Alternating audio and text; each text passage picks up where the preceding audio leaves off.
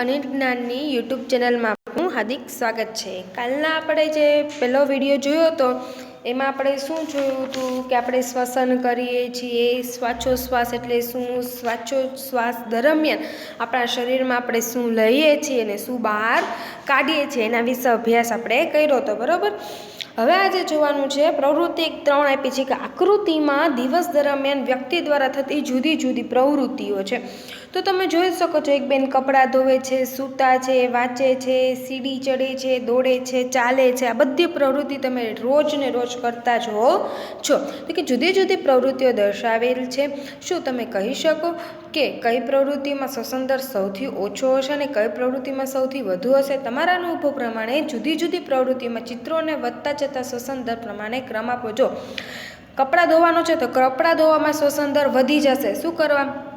કારણ કે એમાં મહેનતની જરૂર પડે એટલા માટે। વાંકા બેસીને કપડાં ધોવાનું હોય એટલે શું થાય, શ્વાસ ચડે, એવું બધું થાય। પછી વાંચવામાં આટલો બધો શ્વસન દરની જે નોર્મલ હોય છે એવી જ રીતના જરૂર પડે, કારણ કે તમે શાંતિથી બેસીને એક જગ્યાએ બેસીને વાંચતા હો। એટલે સૂવામાં પણ એટલા બધા શ્વસન દરની વધારે જરૂર પડતી નથી। પછી દોડવામાં જરૂર પડે, પછી રમવામાં વધારે હોય અને સીડી ચડવામાં વધારે હોય, ચાલવામાં આટલો બધો હોતો નથી।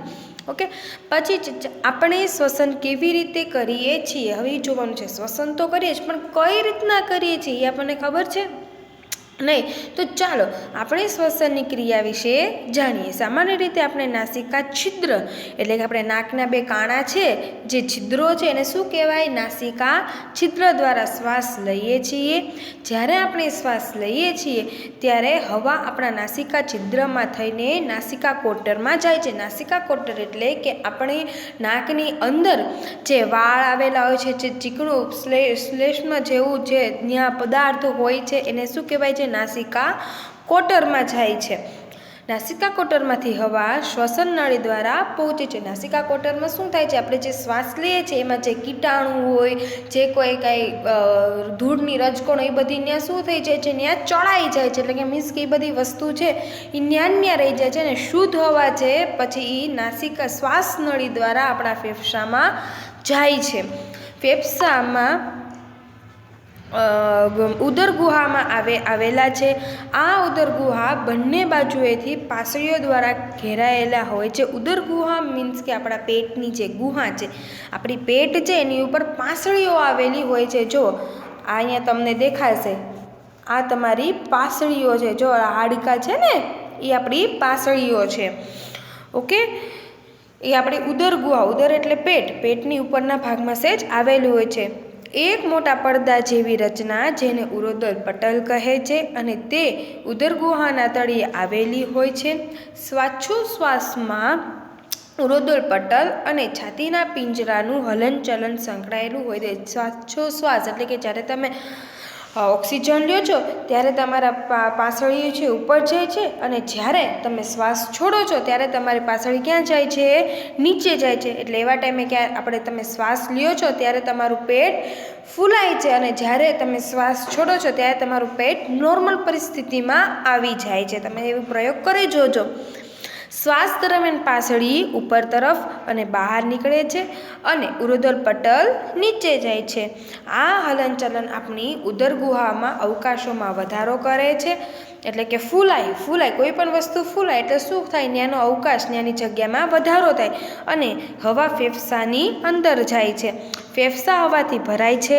શ્વાસોશ્વાસ દરમિયાન પાસળીઓ નીચેની તરફ અને અંદરની તરફ જાય છે, જ્યારે ઉરોદર પટલ પોતાની મૂળ સ્થાન સુધી ઉપરની તરફ ખસે છે, જેથી ઉદર ગુહાનું કદ ઘટે છે। હવા ફેફસાની બહાર નીકળવામાં આવે આપણા શરીરમાં આ હલનચલન ખૂબ જ સરળતાથી અનુભવી શકો છો।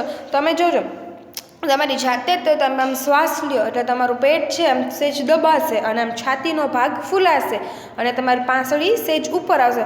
હવે તમે શ્વાસ છોડો તો તમારે શું થશે? પેટ સહેજ આમ ઘટશે અને તમારી પાસળી પણ નીચેની તરફ આવશે। ઓકે, અને આ તમે અનુભવી શકો છો। બાકી તમે બીજું બધું તમારા શરીરમાં જે કાંઈ પાચન કી થતું હશે એ તમે અનુભવી શકતા ન હો। ઊંડો શ્વાસ લો, તમારી હથેળીને પેટ પર રાખો અને પેટનું હલનચલન અનુભવ.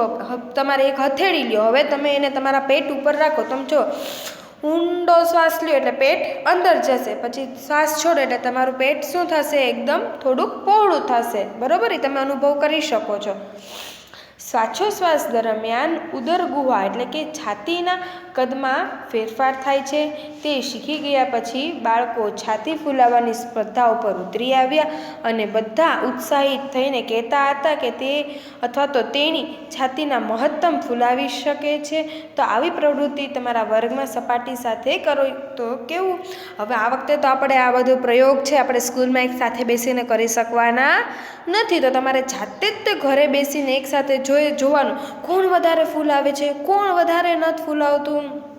એવી તમે સ્પર્ધા કરી શકો છો. શું કીધું છે કે ધૂમ્રપાન તમારા ફેફસાને નુકસાન પહોંચાડે છે. ધૂમ્રપાન મીન્સ કે બીડી, તમાકુ, સિગરેટ જે કાંઈ પીવું હોય તમારા ફેફસાને શું કરે છે? બગાડે છે. ધૂમ્રપાન સાથે કેન્સર સંકળાયેલું છે. ધૂમ્રપાન ટાળવું જ જોઈએ. તમે જે બીડી, સિગરેટ, બધો માવો એ બધા ખાય માણસો, બરાબર, તેનાથી શું થાય છે? કેન્સર થાય છે આગળના ગાળે. ખાસ યાદ રાખવાનું. જો ઉપર જે સૌથી છે નાસિકા કોટર છે, પછી મુખ ગુહા, પછી છે કંઠનળી, આપણે જે અવાજ કરીએ છીએ કંઠનળી, પછી શું આવે છે? શ્વાસનળી. કંઠનળીની જોડે શ્વાસનળી જોડાયેલી છે. પછી ફેફસા, અને પછી ઓલી જે હાડકા જેવું દેખાય છે ને, હાડપિંજર જેવું, એ આપણી પાંસળીઓ છે, અને ઉરોદલ પટલ છે. બરાબર? હવે પછીનું જો કે આપણી આસપાસ રહેલી હવા ઘણા બિનજરૂરી ઘટકો ધરાવે છે, જેવા કે ધુમાડો, કચરો, પરાગરજ વગેરે. પરાગરજ એટલે કે જે ફૂલ હોય છે એની ઉપરની જે રજ હોય છે એને શું કહેવામાં આવે છે? પરાગરજ. આ બધી વસ્તુ છે એ આપણી બિનજરૂર છે, કે એને આપણા શરીરમાં કોઈ જરૂર નથી. જ્યારે આપણે શ્વાસ લઈએ છીએ ત્યારે આ કચરો આપણા નાસિકા કોટરના વાળમાં ભરાઈ જાય છે. આપણે શ્વાસ લઈએ ત્યારે બધી વસ્તુ આપણા નાકમાં આવે છે, પણ એ મેં તમને શું કીધું કે આપણા નાકમાં વાળ ને એવું રહેલું હોય છે. એટલે શું કરે છે કે એ કચરો છે એ આપણા વાળમાં, નાકમાં અંદર ફસાઈ જાય છે, એટલે કે હવા બીજી શુદ્ધ થાય છે. પરંતુ ક્યારેક કેટલો કચરો વાળમાંથી નાસિકા કોટરમાં પસાર થઈ જાય છે અને પછી તે અત્ય ગુહામાં અજંપો પ્રેરે છે ને પરિણામે આપણને છીંક આવે છે. છીંક ક્યારે કે એ પછી એક એવો કચરો હોય છતાંય વયો જતો હોય, બરાબર, આપણા અંદર, અને પછી આપણને એમ થાય કે અરે નાકમાં કંઈક થાય છે ને ત્યારે આપણને છીંક આવે છે, ને છીંક દ્વારા શું થાય છે? કચરો બહાર નીકળી જાય છે. આ બધો બહારનો કચરો જે હવાની સાથે આવેલ તેને બહાર કાઢે છે અને કચરાવિહીન ચોખ્ખી હવા શરીરની અંદર પહોંચે છે. હવે સાવધાની, જ્યારે તમને છીંક ખાઓ છો ત્યારે તમારે નાકને ઢાંકવું જોઈએ, જેથી બહારનો કચરો જે તમે નાક દ્વારા કાઢ્યો છે તે બીજાના શ્વાસમાં ન ચાપે. હંમેશા તમે જોજો, તમારે હાથ ન રાખવો હોય છતાં તમે છીંક ખાશો ત્યારે શું થશે? હાથ છે આપણા નાક આગળ આવી જશે. શું કરવાને? રાખવો જ જોઈએ, જો ટેવ ન હોય તો. કારણ કે તમારો નાકનો જે કચરો હોય છે એ બહાર નીકળે તો શું તમે બહાર કાઢ્યું, બીજાના શ્વાસમાં જાય? ન જવાનો. એટલે તમારે આડો હાથ રાખવાનો, અથવા તો કોઈ રૂમાલ કે એવું રાખવાનું, એટલે જેથી કોઈ બીજાને જાય નહીં. ખાસ ધ્યાન રાખવાનું છે. હવે પ્રવૃત્તિ 10.4 જુઓ. એક ઊંડો શ્વાસ લ્યો. માપપટ્ટી એટલે કે માપપટ્ટીથી તમારી છાતીમાં આપણે જે કાપડ માપવાની માપપટ્ટી હોય ને એનાથી તમારી છાતીને માપો, અને હવે શ્વાસ છોડી દો. છાતીનું માપ લો અને તમે તમારું અવલોકન, તમારું કોષ્ટક બનાવવાનું છે, ને એમાં જોવાનું છે કે ફૂલાવીને લંબાઈ માપવાની, પછી તમે આમ છાતીને ફૂલાવો નહીં ત્યારે શું લંબાઈ હોય છે, અને આપણે એક સાદા નમૂના દ્વારા શ્વાસોશ્વાસની પ્રક્રિયા સમજી શકીએ છીએ. જો પહેલું જે છે કે જ્યારે આપણે શ્વાસ લઈએ છીએ પહેલી આકૃતિમાં જો શું થાય છે કે હવા અંદર આવે છે અને પાંસળીઓ શું થાય છે? આમ બહાર ખેંચાય છે, અને ઉરોદલ પટલ શું થાય છે? નીચે ઉપરની તરફ ખસે છે, આમ અંદર એકદમ આવે છે. અને પછી જો પ્રવૃત્તિ 10.5માં શું કીધું છે?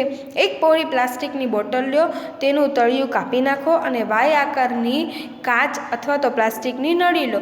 ઢાંકણ ઉપર કાણું પાડો અને નીચે, અને જેથી નળી તેમાંથી પસાર થઈ શકે છે, અને નળીના ખુલ્લા છેડા પર ન ફૂલેલો ફૂગો રાખો અને બોટલમાંથી પસાર કરો. તમે આવી રીતના આમ તમે જ્યારે છે ફુગ્ગો રાખશો ને પછી પ્લાસ્ટિકની બોટલને તમે દબાવશો, એવું બધું કંઈક કરશો, એમાં તમે કાણું પાડશો, હવા જશે એટલે શું થશે? ફુગ્ગો ફૂલાશે, પછી હવા જેવી બહાર નીકળશે એવો ફુગ્ગો કરમાઈ જશે. એવી જ રીતના આપણો આ જે છે આપણે શ્વાસ લેવાની ને શ્વાસ છોડવાની પ્રક્રિયા આવી જ રીતના કાંઈક થાય છે. બરાબર. હવે આકૃતિ તમે 10.6 છાતીનું માપ આવી રીતના તમે કોઈ પણ જાઓ ને પોલીસની ને એવી પરીક્ષામાં, તો એમાં છાતીનું માપ લેવું જરૂરી છે. તમારી પણ આપણે અહીંયા લેશું, પણ હવે તમે જ્યારે સ્કૂલે આવો ને પાછા ત્યારે લેશો, ત્યારે તો આપણે લઈ શકાય એમ છે નહીં. ફેફસાના કદમાં થતો વધારો સમજવા રબર શીટને તળિયા તરફથી નીચે તરફ ખેંચો અને ફુગ્ગો જુઓ. પછીથી રબર પ્લાસ્ટિક શીટને ઉપર ધકેલો અને ફુગ્ગાનું અવલોકન કરો. અને ફુગ્ગામાં કોઈ ફેરફાર દેખાય છે? તમારે જોવાનું છે કે હવા જશે તો ફુગ્ગો ફૂલાશે અને હવા પછી બહાર નીકળી જશે એટલે ફુગ્ગો હવા એમાંથી નીકળી જશે. આ નમૂનામાં ફુગ્ગા શું દર્શાવે છે, રબરની શીટ શું દર્શાવે છે, બધી પ્રક્રિયા તમારે શ્વાસોશ્વાસની આપણી જે પ્રક્રિયા છે એ રીતના સમજવાની છે. હવે છે કે આપણે શ્વાસોશ્વાસ દરમિયાન શું બહાર કાઢીએ છીએ, કે આપણે શ્વાસોશ્વાસ દરમિયાન આપણને એટલી ખબર છે કે આપણે કાર્બન ડાયોક્સાઇડ વાયુ બહાર કાઢીએ છીએ, પણ એમાં શું શું હોય છે એ તમને ખબર છે? તો કે જોઈએ. પ્રવૃત્તિ 10.6 એક પાતળી ચોખ્ખી કસનળી અથવા તો ગ્લાસ લેવાનો છે, અથવા તો કોઈ પ્લાસ્ટિકની બોટલ છે જો આપણને બાજુમાં આપી છે, તેના ઢાંકણ પર છિદ્ર કરો. એનું ઢાંકણું છે એના ઉપર એક છિદ્ર એટલે કે કાણું કરો અને બોટલને પછી બંધ કરી દો.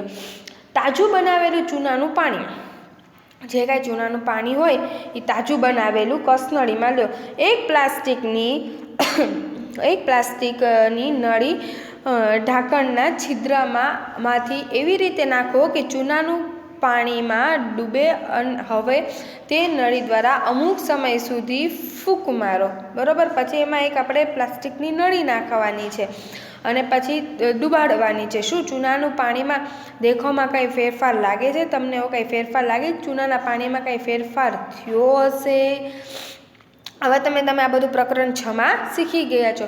તમે જાણો છો કે આપણે હવા અંદર લઈએ છીએ કે બહાર કાઢીએ છીએ તે વાયુઓનું મિશ્રણ છે. આપણે હવા અંદર લઈએ ત્યારે પણ વાયુઓનું મિશ્રણ હોય છે, કેટલું ઓક્સિજન જ નથી હોતો, ત્યારે આરવાર અમુક નાઇટ્રોજન કે એવા બધા પણ વાયુઓ આવેલા હોય છે.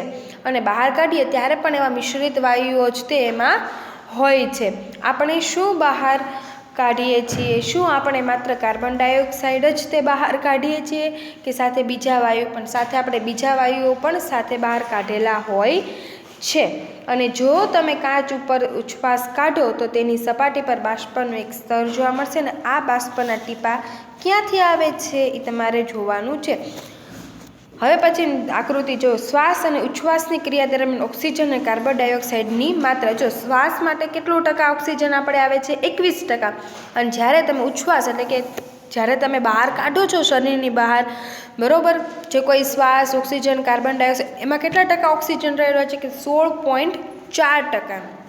અને જ્યારે તમે શ્વાસ લ્યો છો ત્યારે એમાં કાર્બન ડાયોક્સાઇડનું પ્રમાણ હોય જ છે, પણ કેટલા ટકા? કે 0.04% કાર્બન ડાયોક્સાઇડ. અને જ્યારે તમે ઉચ્છ્વાસ દરમિયાન શરીરની બહાર કાઢો છો ત્યારે કેટલા ટકા કાર્બન ડાયોક્સાઇડ? 4.4%. ખાસ યાદ રાખવાનું છે. હવે આવે છે અન્ય પ્રાણીઓમાં શ્વાસોચ્છ્વાસની ક્રિયા. હવે આપણે બીજા પ્રાણીઓની જોવાની છે. આ તો આપણે જોયું હતું મનુષ્યના શરીરનું, પછી પાણીમાં રહેતા સજીવોનું, એ બધાનું જોવાનું છે. એ નેક્સ્ટ લેક્ચરમાં તમને કરાવીશ. Okay, thank you.